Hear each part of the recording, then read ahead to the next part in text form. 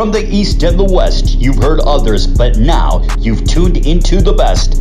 This is a PrimeWave media production, the NFL Bet Exchange, hosted by my man, Pop DiBiase, the primetime capper, and the Don of Cape Cod, Jeff Dawson.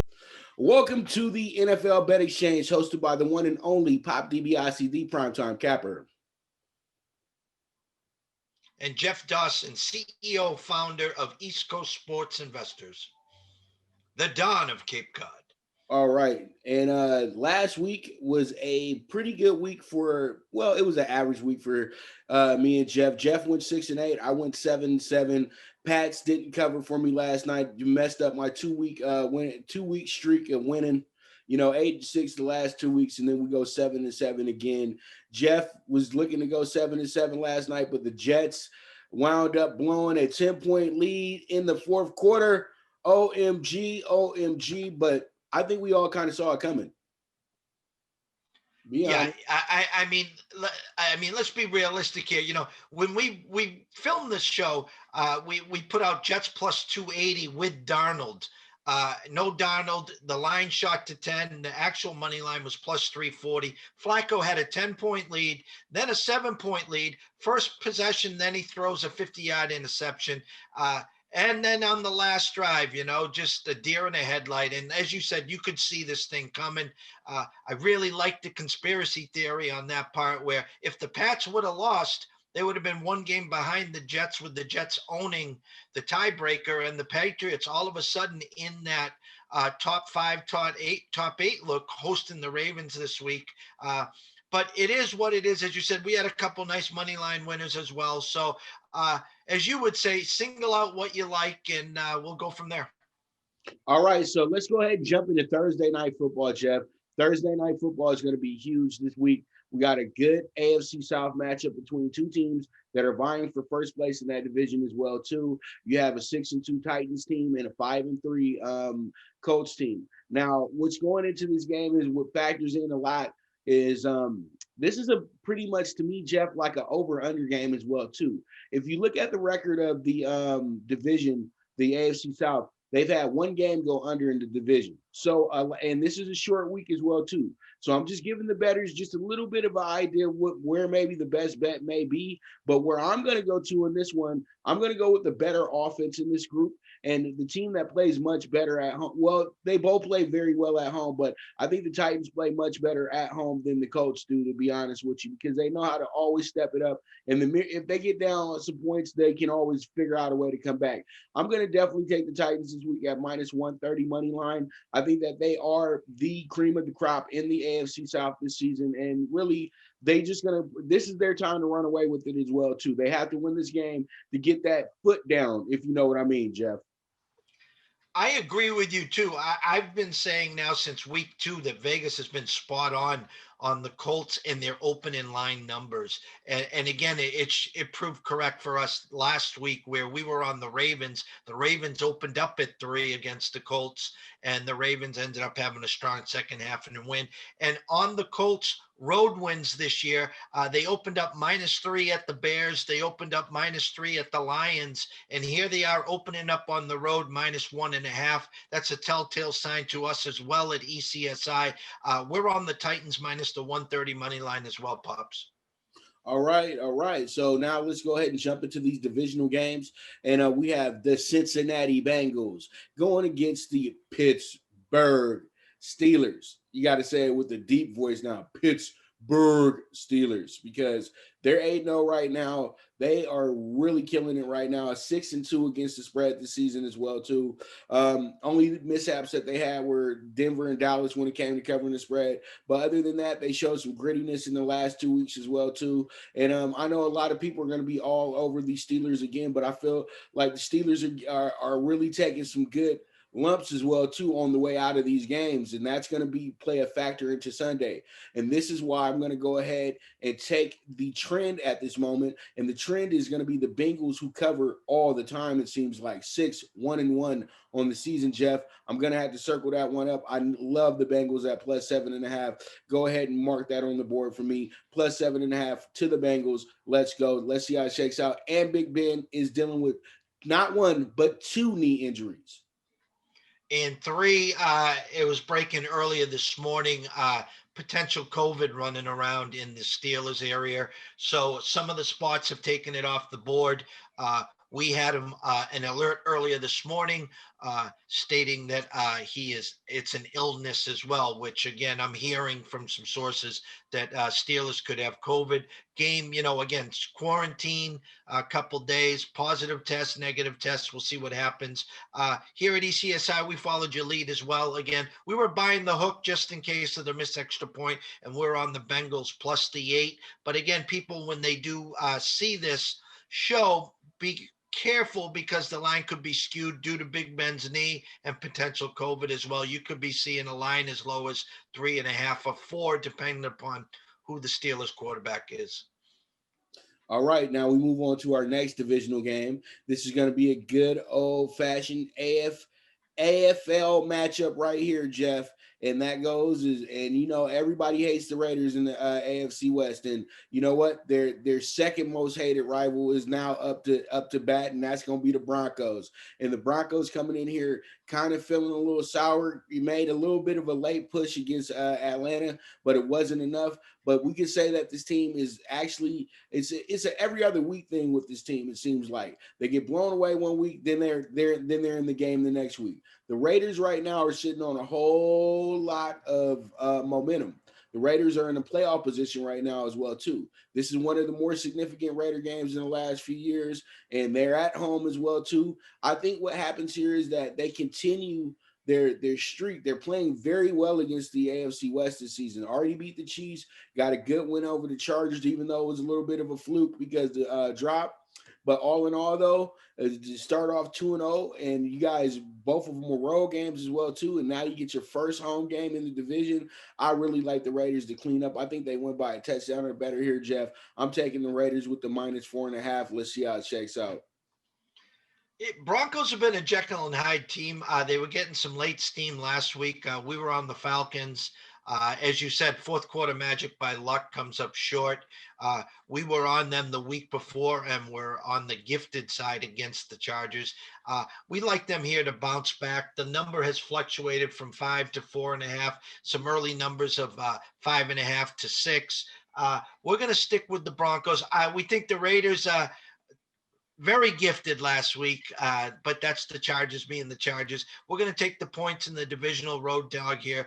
We're going to grab the Broncos plus the 5 and see what happens. All right. So there it is with the AFC West. We move on to now the NFC divisional games. And up first, we got the Eagles at the Giants. And the Eagles coming into this one feeling pretty good about themselves and everything. But this New York team right now, regardless of record, you have to respect them. You truly do. And you have to understand that they've actually covered in their last 5 games, and 2 of them resulted in victories as well, too. And one of those games was against the Eagles, and the Eagles only beat them by, a point. So what I'm saying here is I think what happens in this situation, the momentum and the coaching bug has hit the Giants locker room now. Now they're feeling their coach. They're feeling what's going on. They're listening to everything that he's saying right now. And pretty much from what I'm hearing now is that even the front office is now more into Joe Judge's tune than actually Gettleman's tune now. And they're more listening to what he wants to do. So pretty much I love the Giants in the spot. Giants took care of me last week as the dog of the week. And this week, I'm going to reward them again, and I'm going to put them as a spread team this week. I'm going to have them at plus 3.5 this week, Jeff, and I think that's going to work out pretty well for us. The Eagles, I think that they might be getting a little bit too ahead of themselves. They're still not that good at the end of the day. You know what I mean? The East is bad, but the East won't be settled until the end of December. It won't be settled till the final week of the season. Everybody needs to understand that part right there. Even the lowly Cowboys still are in this race. So, give me the Giants plus 3.5. That's how I'm feeling, Jeff. That's how I'm feeling, brother. How you feeling? Eagles, this is usually when they start to put it together. They had coming off the bye week. They had to win the game before. They find ways now to get momentum going. This would be a huge, huge win for them, especially with Dallas off to be that little separator. I agree with you. The Giants are rolling. They're Daniel Jones, a little Jekyll and Hyde, but the team seems to be coming together. And so we're going to take a swing here with the Giants plus the 148 in the money line. We'd like to see a little more bedlam in the NFC East. A nice loss here by the Eagles, and Dallas feels they can pump their chest a little more. Jerry's happy, and who knows who they're wailing out at quarterback next week. But we're going to take a swing with the Giants plus the 148 money line to win out right here, Pops. All right, and there it is. We're going to take a quick break, and we will be right back. This is the NFL Bet Exchange.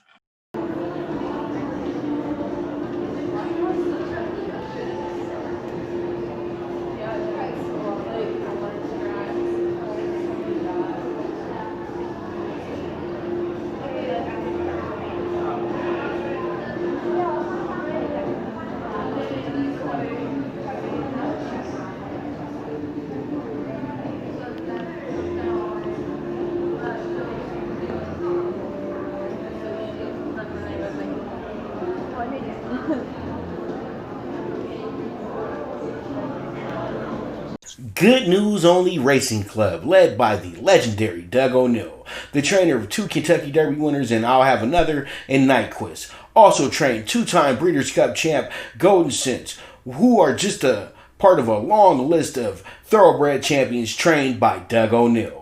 The Good News Only Racing Club has a young core of horses to look out for in Dennis's Celery, Irish Heatwave, and Notre Dame, just to name a few. Win the day every day with the Good News Only Racing Club, a proud sponsor of the NFL Bet Exchange. The Viget app, where social media meets sports betting. Get the latest line movements in all major sports. Track your daily bets, daily contests, the NFL over-under contest that pays out $10K in cash prizes. This is a cutting-edge app that helps betting be easy. Sign up with the reference code POPDBIC and you will be able to watch my daily show, The Primetime Angles, as a resource to building that bankroll. Viget is available in your Apple or Google Store on your iOS or Android. The social sports betting app, Viget. Austin here, EastCoastSportsInvestors.com. Welcome you to the website. You're this close. Why not finish the deal and join our team? We're offering 2 great back to the basics and VIP packages for the rest of 2020. You can come on board to our own very own app and bet work, we call it, for as low as 99 cents a day, $29.99 a month, or for the rest of 2020 for just $90. That's a savings of $30 and 1 free month. Or join our VIP membership, which gets you direct emails and texts to your cell phone on a daily basis. Our breakdowns, our do's and don'ts, why we are releasing this game, and what to be expected for those games and the upcoming future. So come on board, click the link, or follow us at EC Sports Invest on the Twitter. We will follow you back and answer any questions there, or also send us an email at eastcoastsportsinvestors@gmail.com. Look forward to joining our team and seeing you soon at the winner's circle. All right, we are back with the NFL Bet Exchange, and let's go ahead and continue these divisional games, Jeff.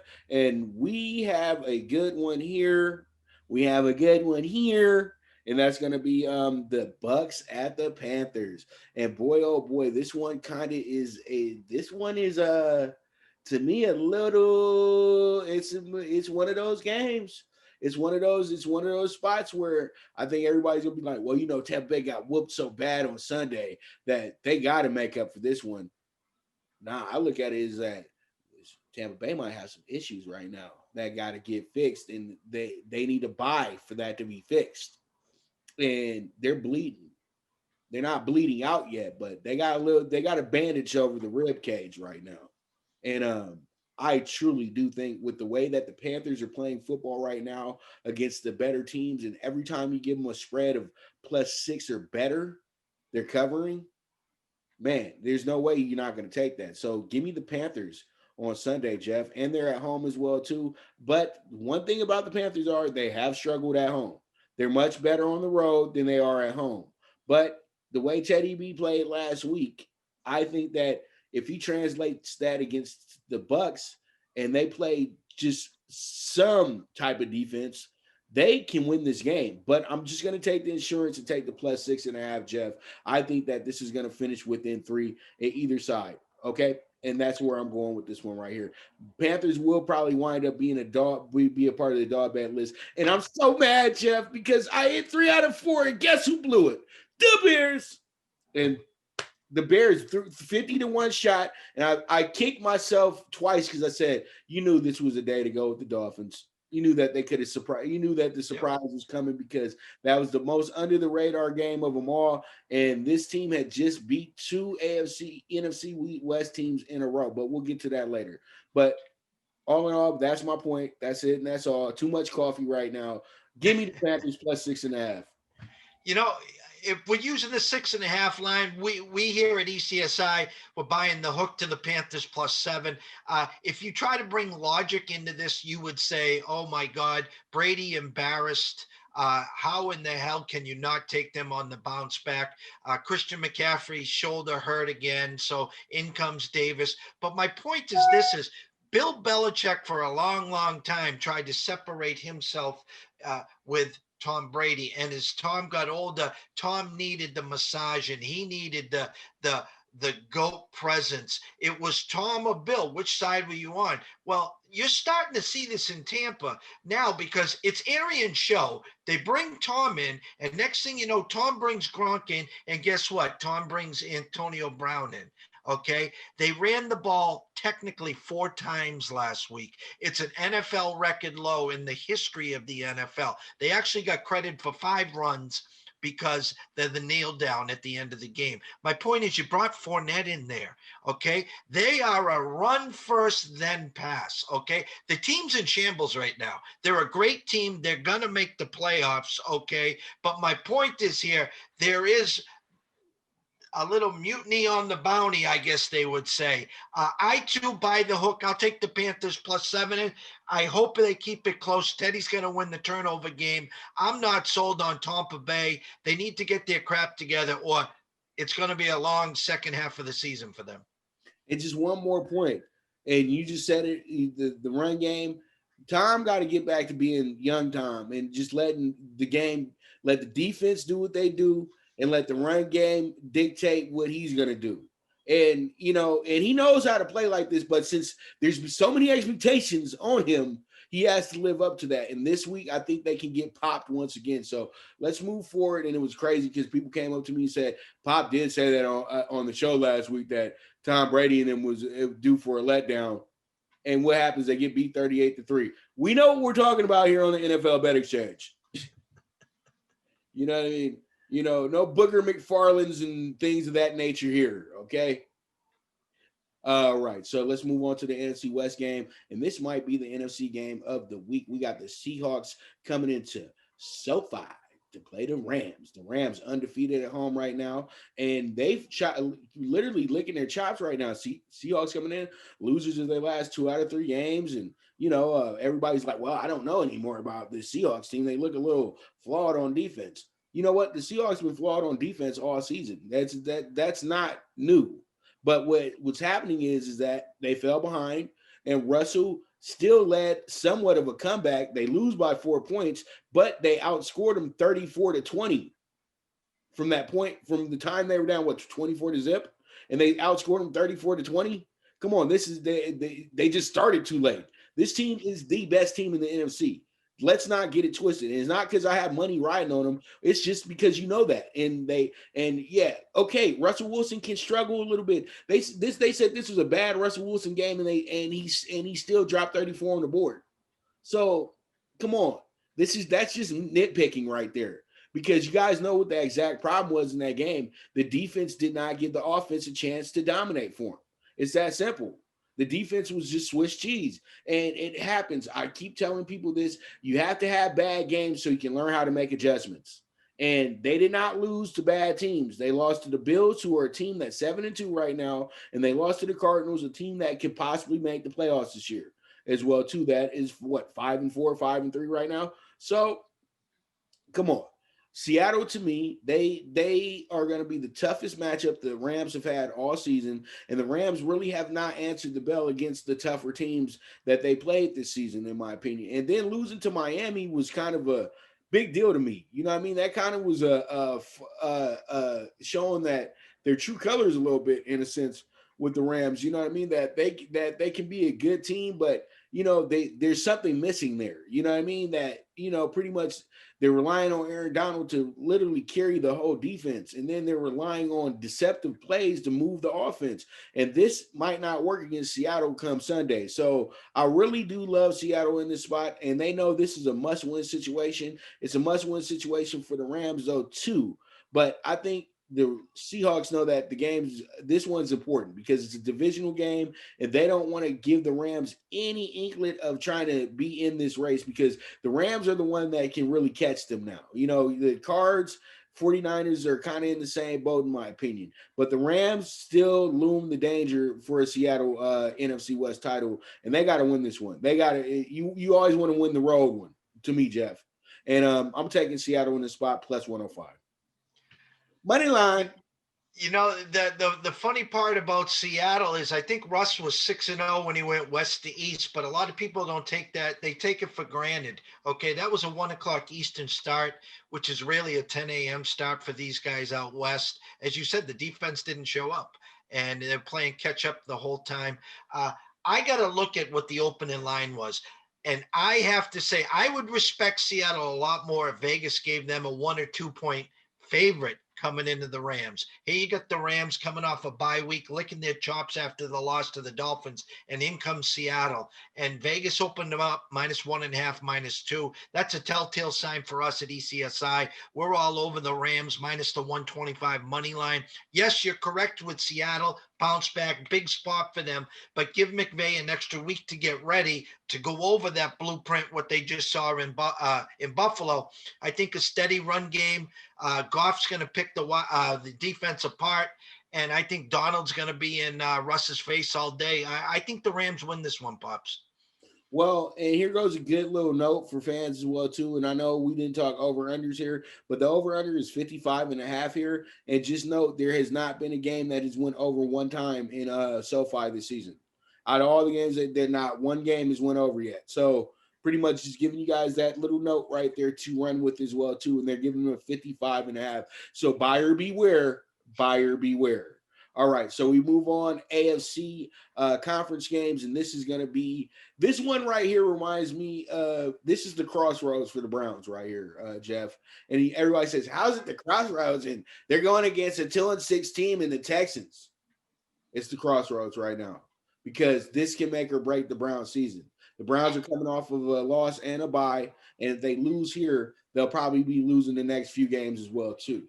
They really do need to win this game to stay in the race. Stay in the race. Stay in the race. And even the dog knows, stay in the race. So pretty much the Browns have to win this game, in my opinion. The Texans have been absolutely awful. They are 1-7 against the spread this season. They're 2-6 overall. They've went over in a lot of their games as well too. This is what I told somebody the other day. The over-under for the game is what, 54.5 points, 53.5 points. Weather will probably play a big factor into this game. And to me, what's going to happen here is the winner is going to be a one-sided winner where it's going to be a blowout. And I feel like the Browns are going to be the team that winds up getting the blowout because they're going to be able to run the ball and just choke that clock out.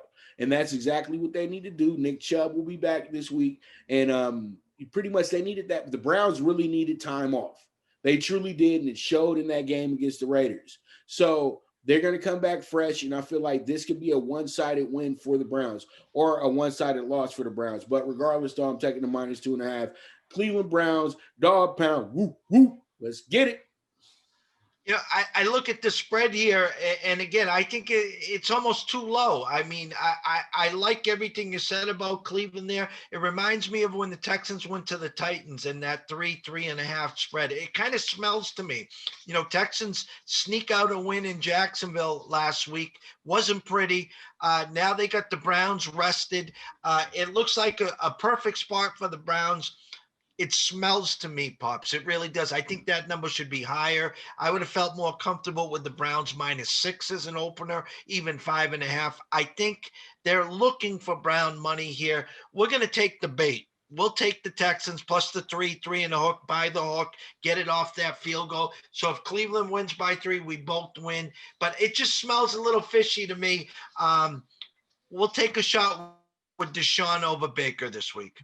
And you know what, man? We're going to put more into the show next year, but I really wish we could just have an edit right now. Romeo Cornell lurking in the background right now, the revenge game for Romeo, because Romeo Cornell was supposed to be the guy that changed the culture in Cleveland. And I still think that they didn't give him much of a chance, bro. That's how I felt. They gave him 3-4 years, but they should have gave him one more season. Because they put too much pressure on him to put Brady Quinn in the game. And he already had a starting quarterback in Derek Anderson. That's the problem in Cleveland. That's the problem. Okay? Brian Hoyer career done now, but Brian Hoyer was the hometown hero. You got to put Manziel in, and you are 2 games away from making the playoffs.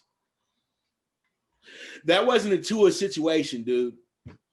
That was an owner getting tired of fans asking him to put the guy out there, and the owners and that's why the owners should not be making the personnel decisions. Just cut the check, man. Just cut the check.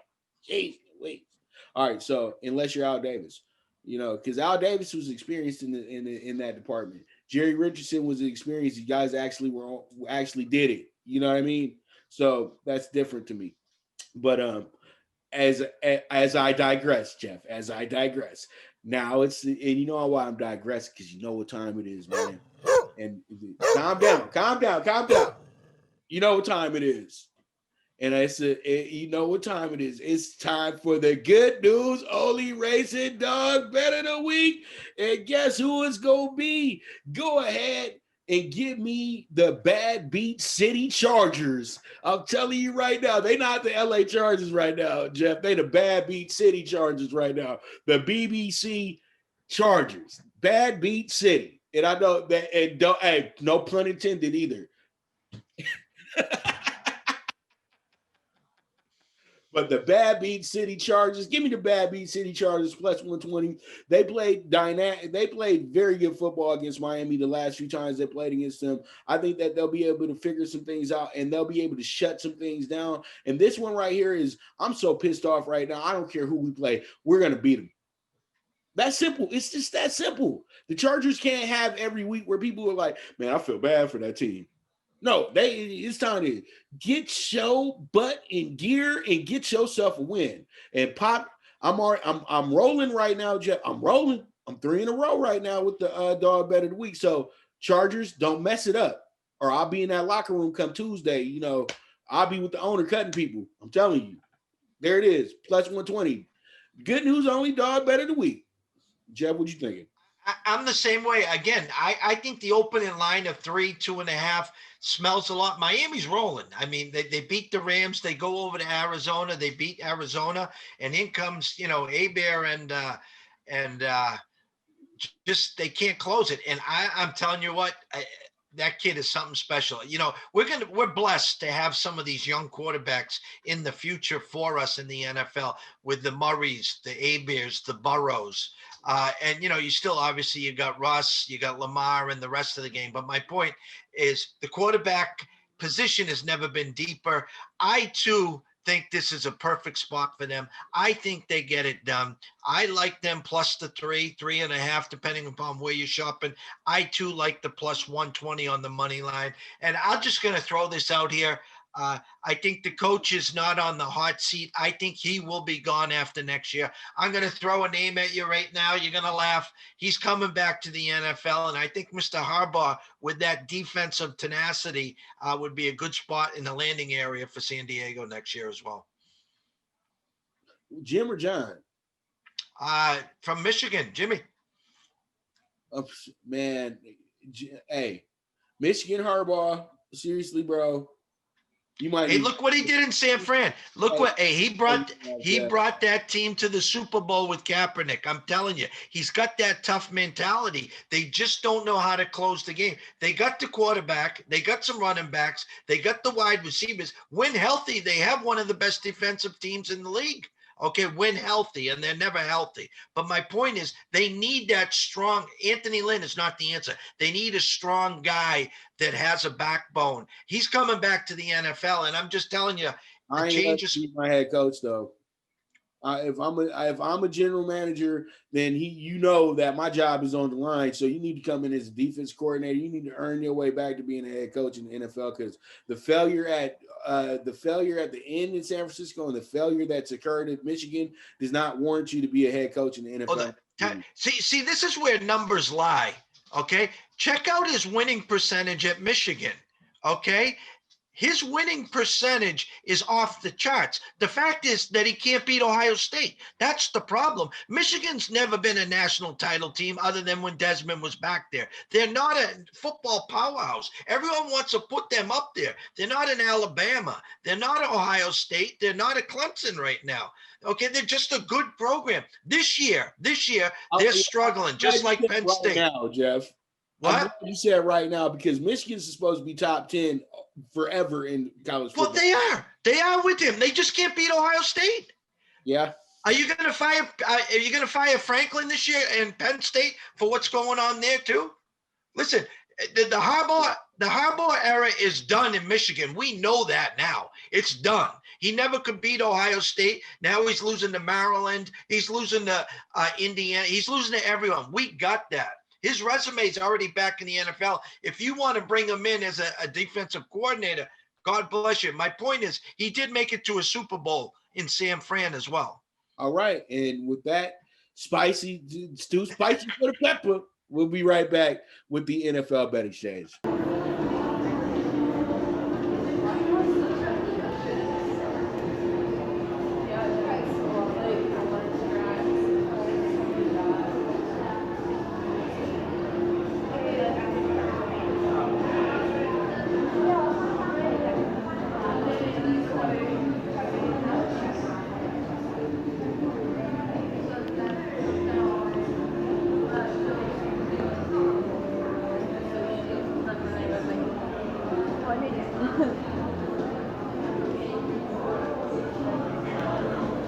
Good News Only Racing Club, led by the legendary Doug O'Neill, the trainer of 2 Kentucky Derby winners and I'll Have Another and Nyquist. Also trained 2-time Breeders' Cup champ Golden Sense, who are just a part of a long list of thoroughbred champions trained by Doug O'Neill. The Good News Only Racing Club has a young core of horses to look out for in Dennis's Celery, Irish Heatwave, and Notre Dame, just to name a few. Win the day every day with the Good News Only Racing Club, a proud sponsor of the NFL Bet Exchange.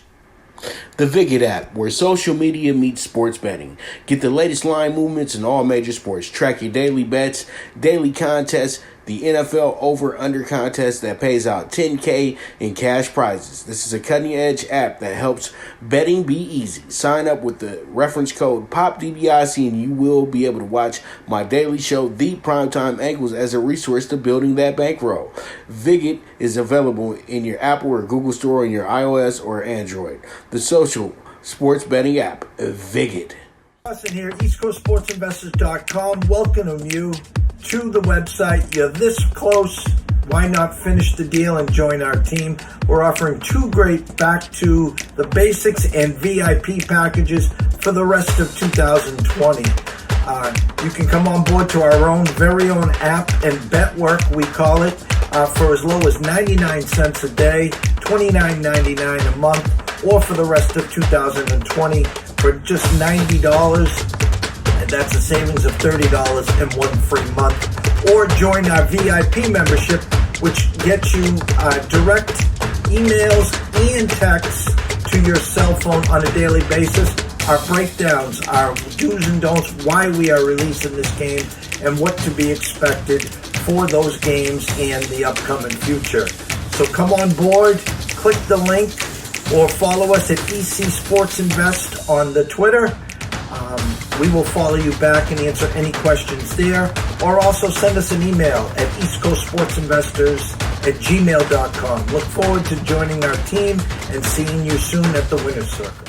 Welcome back to the NFL Bet Exchange, and boy, oh boy, here we are. We're rolling into the third quarter now, Jeff, and we have ourselves a very, very fun game here. This is between the Washington football team and the Lions. Man, I really want to call them by their real name, but damn, man, just trying to be PC, trying to be righteous and things of that nature. But all in all, though, what I like here is that we have a team in the Washington football team that actually has a bit of a pulse now. Alex Smith is going to be starting at quarterback for the significant future, it seems like. And I think what happens here today, this will be a start of a somewhat maybe of a little bit of a mid-season run for the Washington is, since I know a lot of people are going to annihilate the Lions at the window because, you know, you got to respect the way the Lions have played. Even though they dropped their last game, they still had won 2 games in a row before that. And so you have to kind of take that into fruition that this team could be start to roll a little bit. But I think that they get throttled, but I'm not saying that they lose the game. But I'm going to say, once again, they're going to be in for one of those thrilling finishes, and I'm taking the Washington football team to cover with the +3.5. I know the number is going to get bigger than that, though, as we move on, as we progress during the week. So give me the +3.5 on the Lions. I just know that it's going to jump to a 4 or 5. We ECSI in probably in April, we released Alex Smith as the comeback player of the year. I think we got him at like 16-1. He's got his chance now, but he obviously is going to have to play better. Lions cost us our 3-team Sunday action parlay at about 5.5-1. And as you talked about the Dolphins, we had the Dolphins and the Bills both on the desk. We released the Lions, so we're a little salty here as well. So now, I'm going to take the Lions. The game's off the board right now. I saw some 3s and a halves. We're going to take the Lions here. I don't know why it's off the board. I am showing Alex Smith. I am showing Stafford. Maybe they're not sure on Stafford because he was out late fourth quarter. So we'll take the Lonely Lions. They owe us one, and see what happens. Jeff, come on, man. You know, when you got a group like that, you know the Lions always need to be the Lions are a substitute. You know that, just in case something goes wrong. It's all good though. It's all good because y'all gotta understand. Like literally, the Lions are a part of Jeff's betting group. I don't know. I think you maybe not took them twice this year. All right, so but it's all good. It's all good. And it's almost Veterans Day too. So, you know, shout out to the vets, man. Too bad it wasn't, it's not, so they're not making it a big deal like they're making Cheeseburger Day a big deal. You know what I mean? So you see where this country's going. All right. So pretty much we got our next game is going to be the 49ers at the Saints, Jeff. This one is going to be this is a crossroads game too for San Francisco.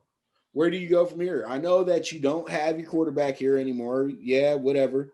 But you still have a great offensive mind. You got a beautiful offensive mind in Shanahan. Shanahan, to me, can take a third-string quarterback and make him look decent. And he can get get that quarterback to get 250 and 2 touchdowns a game. If you've seen what he's done with some of these quarterbacks in the NFL, and he's gotten 3 or 4 guys paid that didn't need to get paid. Seriously, just look at it. Just look at the resume. Washington, Cousins, paid. Where else was he at? When he had Case Keenum somewhere, paid. You know what I mean? So in Houston.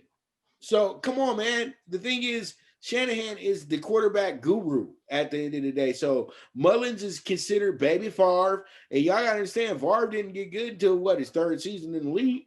And, he had to get some time. But I'm still saying Mullins ain't no Favre. But at the end of the day, this is a crossroads game for the 49ers. And I'm saying don't sleep on the Niners.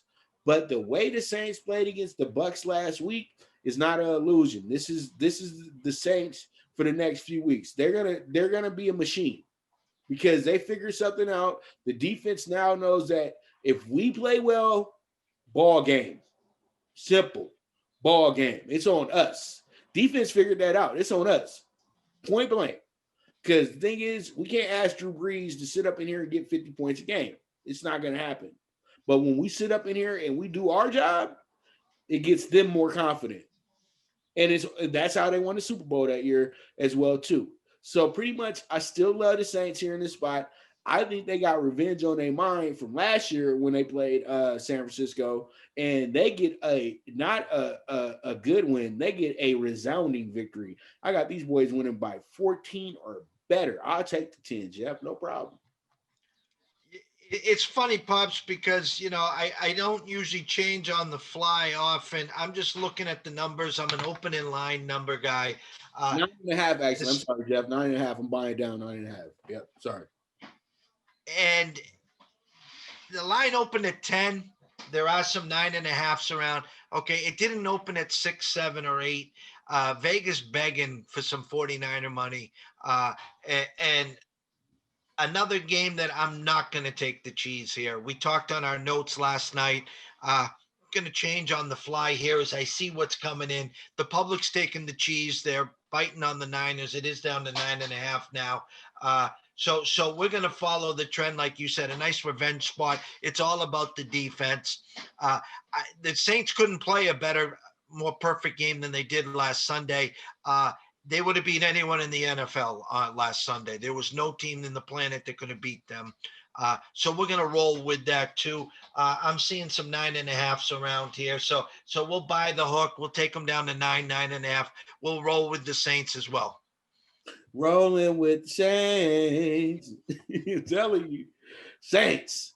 And I'm going to tell you guys right now, you heard it here. First half of the season, I would say that the Saints and Seahawks are the best two teams in the NFC, and they will be a great championship game if it was to occur as well, too. You know what I mean? Because the Packers are great, but the Packers are kind of smoke and mirrors, in my opinion, as well, too. They just you can tell when they run into a team that's willing to go ahead and go blows with them, then that's when they really run into some issues. And I'm talking about this because we got the Packers coming up right now. We got the Jaguars, the lowly Jaguars. Oh, Jaguars. Oh, Jaguars. But I'm telling you, though, one of the best teams when it comes to covering the spread, though. They can cover that damn spread, though. I'm telling you, Jeff. That's one thing that they can do correctly. And you know what? Even with Luton as the quarterback, it's still just like having Minshew, because Luton was also an excellent quarterback, and I think wasn't he a Pac-12 guy as well too? So yeah, and the funny part about it is you get Minshew from Washington State, you get Luton from Oregon State. These are two teams that don't really produce quarterbacks like that. Well, Oregon State does produce quarterbacks. They always figure out to get a guy as a backup in the league. They don't get starters to the league, but they get backups to the league. And pretty much my thing is here, Jeff, I like the Jags to cover in this spot. You know why? Because this is almost identical to this Jets-Chiefs game that we had a few weeks back. We know that the betting public is going to all jump all over the Packers. Oh, they'll win by 2 touchdowns or better. But the thing is, though, every time the Jags have had a spread higher than, say, 7 or 8, they've covered this season.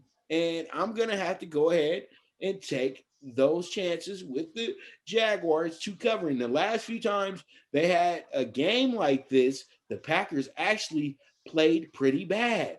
I'm going back to when McCarthy got fired. That was a 17-point favorite at Lambeau. And this Jags team is much better than that Cardinals team. I'm not saying the Jags win the game, but I'm saying that the Jags don't lay down. That's the whole thing.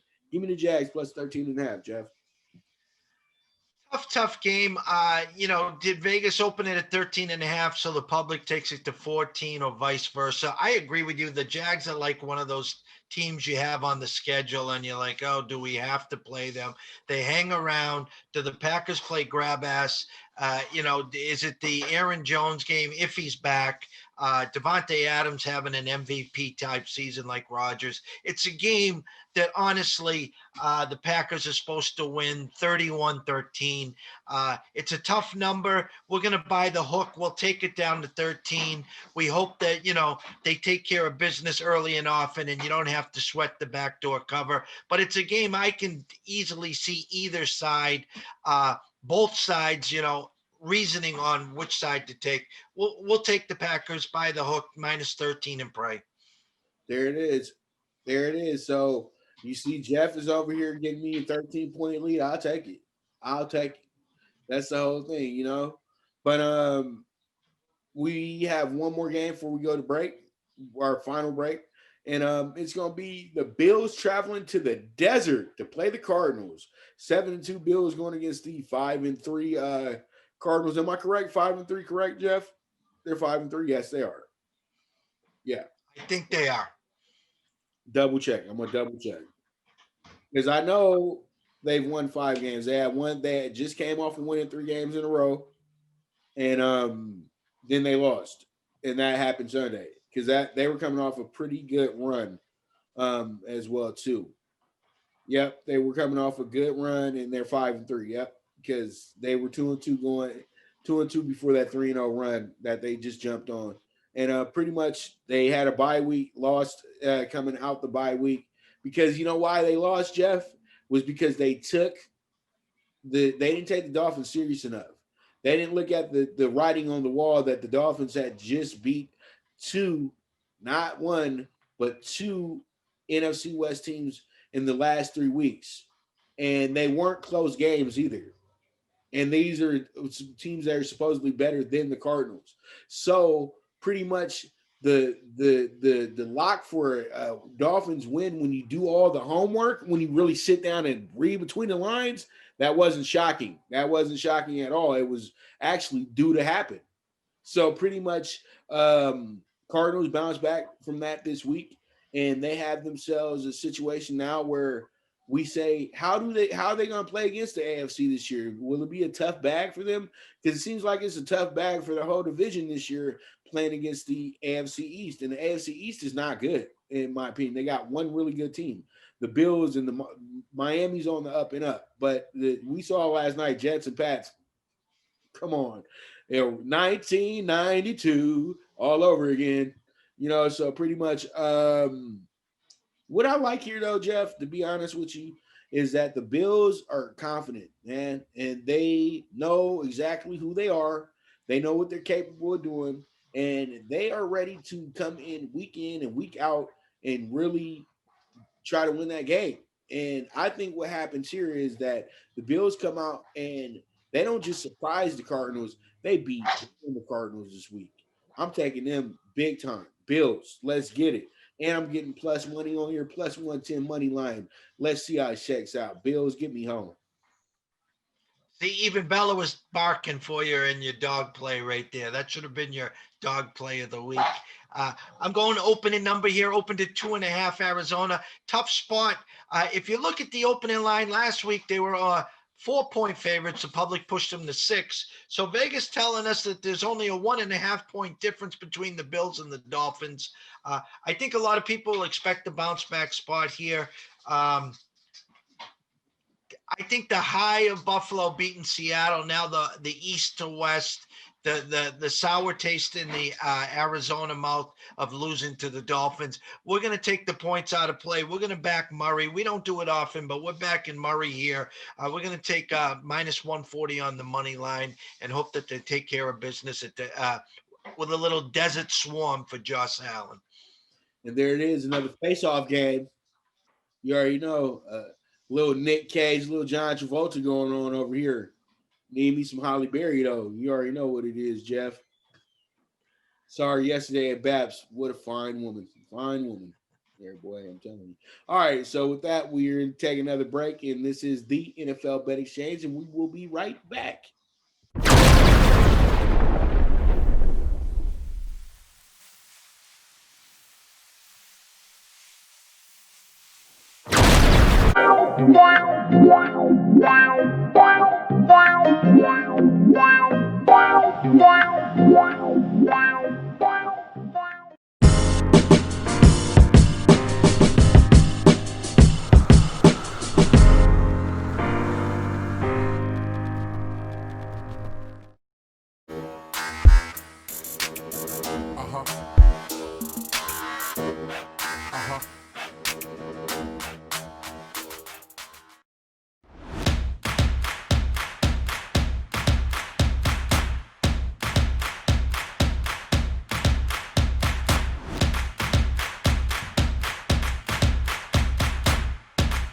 Drink Aid, ready for distribution worldwide.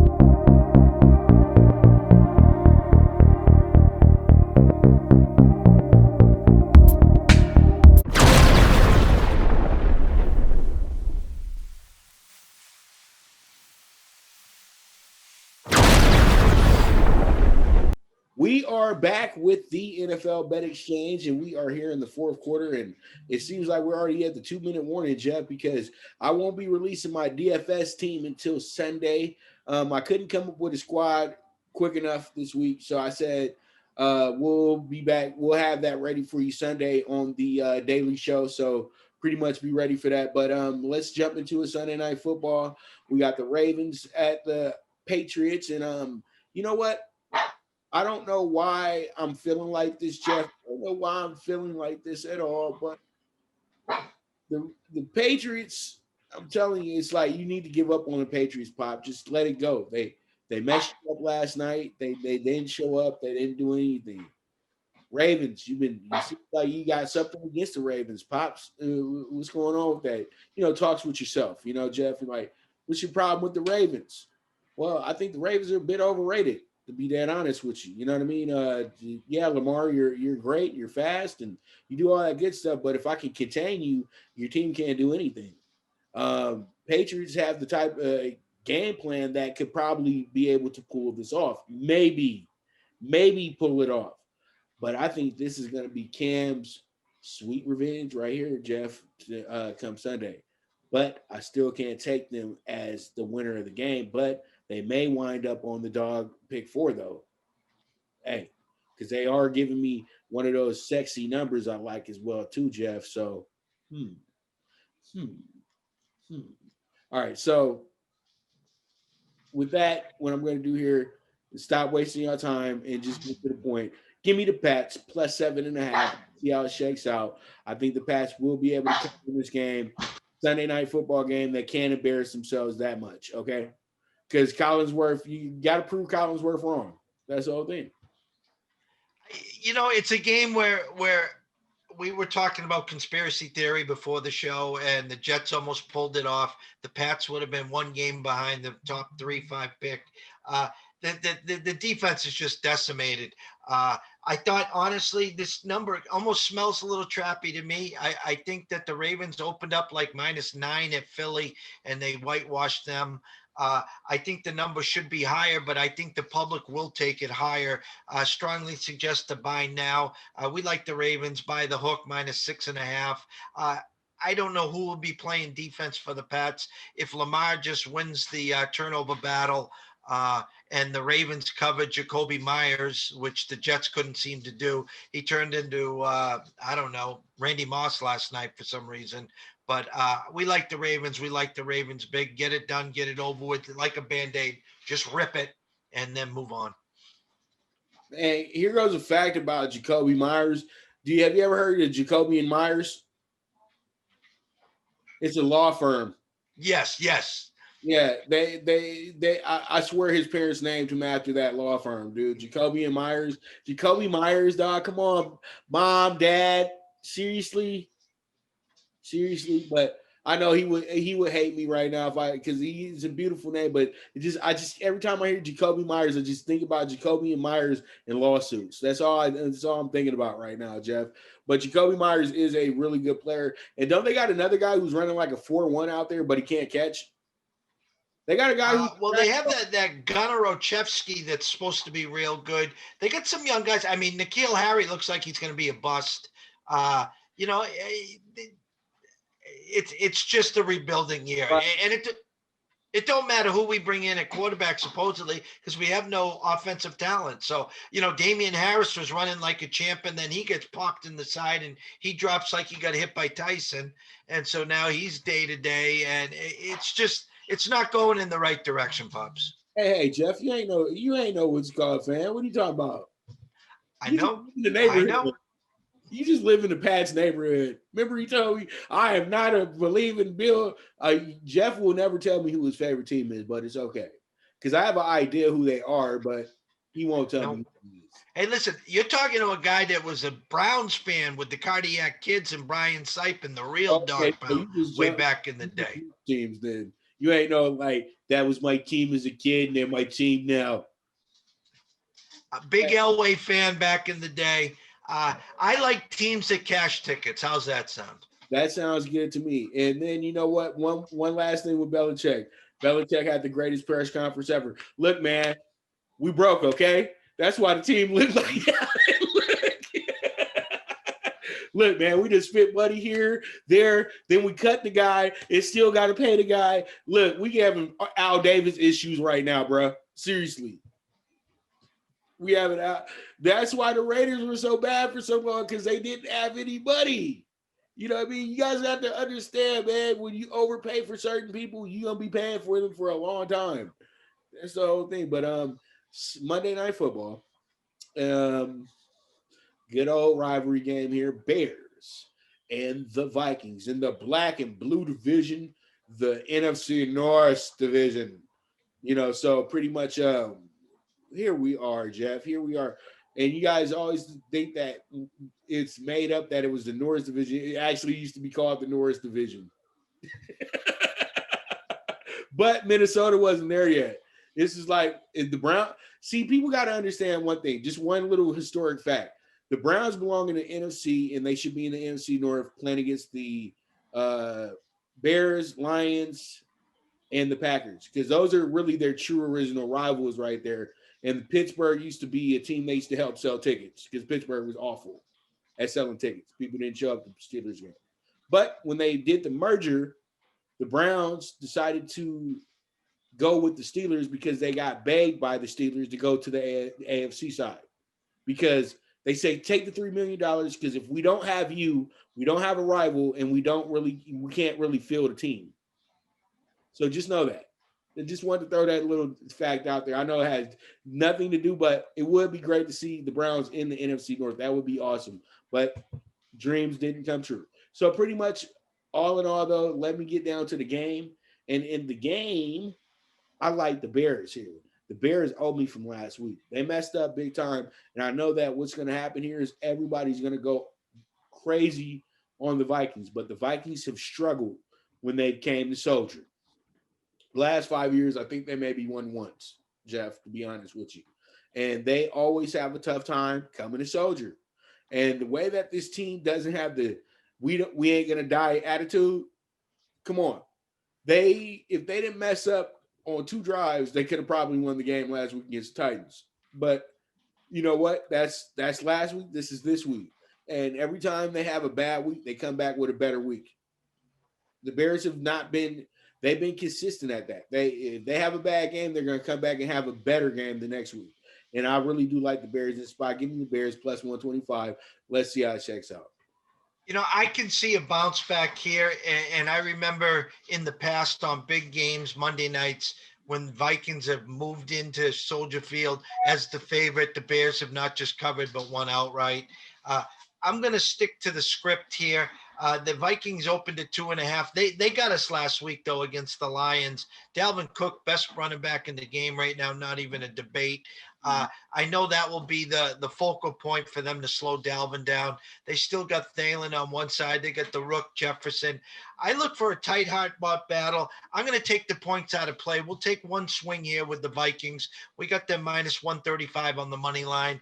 We'll take a swing, but it's a toss-up. It definitely is. It is a good bounce-back spot for the Bears. I could see them winning this one. We're just going to lean with the opening line and where we've been going the whole time.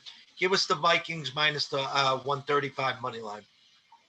Sounds good to me, brother. Sounds good to me. All right, so there it is. That's our wrap for the football games this week, man. We only got 14 until we get to week 12 or so, and then we'll get a full batch of games, a full array of games, and everything of that nature. But all in all, though, real quick playoff race in place. We got a good one shaping up here in the AFC right now, Jeff. We got four leaders, four good divisional leaders, and then we got three teams, and then we got four teams, all 5-3, and they're sitting out here for the final spot right now. And when I look at the group that's here, actually they're for the last two spots to be exact, I think. So pretty much when I look at this group here, you got the Colts who've already played the Browns beat them. The Raiders played the Browns, the Raiders beat them. And then you have the Dolphins that are in the group as well, too. And the Raiders and Dolphins are going to meet soon this season as well, too, because the AFC East and AFC West are in the meeting ground for each other this season, as you know, Jeff. That's who when we do the whole switch off of who you're going to play division-wise and everything. So they'll be playing Miami at some point this season as well, too. So pretty much that's going to be the tiebreakers that we're going to probably have to use if they all finish with the same record at the end of the year. But I think the team that's actually in the driver's seat to make the playoffs, and it's because their coach, it's going to be the Raiders. I think Gruden is going to put it together and figure out ways to get the big wins when you're supposed to get the big win. You know what I mean? During the season. And he's slowly returning the Raiders back to the team that he was coaching 20 years ago. Seriously, because it took about 3 years for them to be what they became. Because the Raiders were, to me, the most dominant team in the NFL when Gruden was coaching them. It's just that they ran into a very experienced Baltimore team. And then we all know what happened with Belichick and Brady, dude, with the whole situation. And thank you, Charles Woodson, for checking Tom Brady on that situation as well, too. He said, Tom, you know damn well you fumbled, bro. Come on, man. I've known you we went to college together. You know better that you fumbled that ball, Tom. So pretty much Jeff over here trying to give me the serious face. You know that man fumbled. Still, to this day, he fumbled, but it's all good. As they would say, it was better for the NFL. But pretty much that's what I'm doing. I'm just babbling right now. So pretty much that's what it is, though. I feel like the Raiders are going to be that 7th team in the playoffs this year. To be honest with you, Jeff, real quick, what are you thinking? Well, I look at the Colts with the Titans division. The other two are out there. The AFC East, Buffalo's got a nice lead. Dolphins coming on. The West is, Kansas City and a cloud of dust. And then I think you got to go dig in. The Steelers running away with it, but you still got the Ravens and the Browns there. We look for the Ravens to most likely make it. It's a tough call. I agree with where you're leaning there. I really do. Thursday's night games to me will be a key. Who wins Thursday night? Is it the Colts? Is it the Titans? Because if the Colts win on the road, then you start wondering about the Titans. Are they going to now start to fall back? And it's a real interesting race. I like where the Dolphins are going, but we're both on the other side this week. So it could be a wake-up call if the Chargers take them home. So if the Dolphins win this week, look out. I'm just going to say Tua Mania will be 3-0 and it will take over the AFC East and maybe the AFC. But I agree. I'd like to see Chucky. I'd like to see the Raiders. It'd be nice for Vegas as well. So we'll see how it shakes out. Yes, sir. All right. So with that, we're going to go ahead and wrap this thing on up. And I hope you guys enjoyed the show today. I know I enjoyed my time today with you, Jeff. And from the east to the west, you know, we try to do our absolute best. You know what I mean? So it is what it is at the end of the day. I'm your host, the one and only Pop DiBiase, the primetime capper. And Jeff Dawson, CEO, founder of East Coast Sports Investors, the Dawn of Cape Cod. All right, and you guys be on the lookout. We'll be on your Zingo TV all week on 12 Ounce Sports, and we'll be on the Periscope for you as well too, Thursday through Sunday as well once again. So make sure we break some records again, and this is the NFL Bet Exchange, and we are gone. Toodles. Thank you for tuning in to the NFL Bet Exchange, where the sharpest bets are laid. This show was produced by the PrimeWave Media Group.